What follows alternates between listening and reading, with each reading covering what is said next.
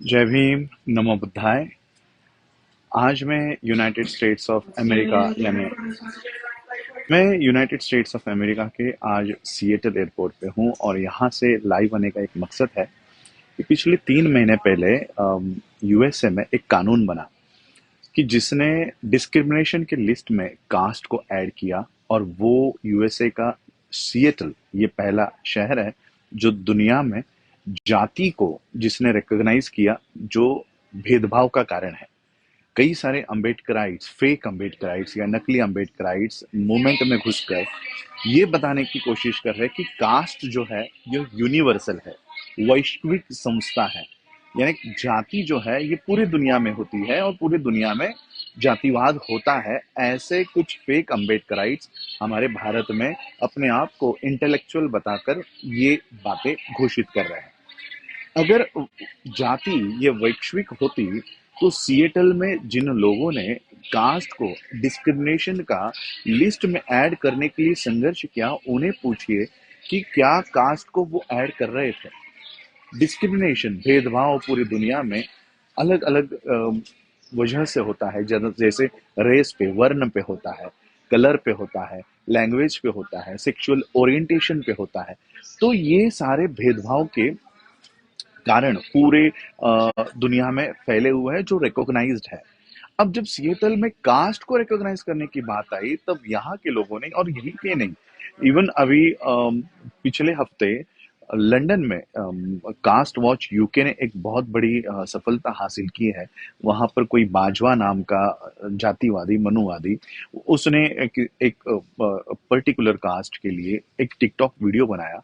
वहां पर उनको दिक्कत हुई कि कास्ट के ऊपर ये क्या होता है, चमार क्या होता है, ये महार क्या होता है। पहले तो इन लोगों को पता नहीं होता, दुनिया के लोगों को ये बात पता नहीं होती कि ये जाति क्या होती है। पहले तो हमें जाति एक्सप्लेन करने के लिए सालों साल निकल जाते हैं। तो सोचिए, जो लोग ये क्लेम करते हैं कि कास्ट यूनिवर्सल है, जाति वैश्विक है, तो विश्व में जाति तो किसी को पता नहीं होती कि जाति क्या होती है। तो इसी तरह से सिएटल में जब ये कानून बनने जा रहा था, तो यहाँ के हिंदुओं ने इसका विरोध किया।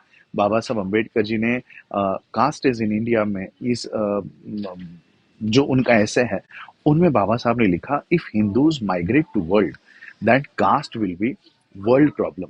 और यही प्रॉब्लम्स अब यूएसए में, लंदन में, यूके में, ऑस्ट्रेलिया में, अलग अलग देशों में दिखाई दे रही है। क्योंकि हिंदू जो भारत छोड़कर अन्य देशों में स्थलांतरित हो रहे हैं, वो अपने साथ जाति को भी लेकर जाते हैं। और वहां यहाँ अलग अलग देशों में बसकर वो भारत से आए हुए लोगों की जातियां ढूंढते हैं और उनके साथ गैर बराबरी का व्यवहार करते हैं। इसी तरह से यूनाइटेड स्टेट्स ऑफ अमेरिका में भी हो रहा था।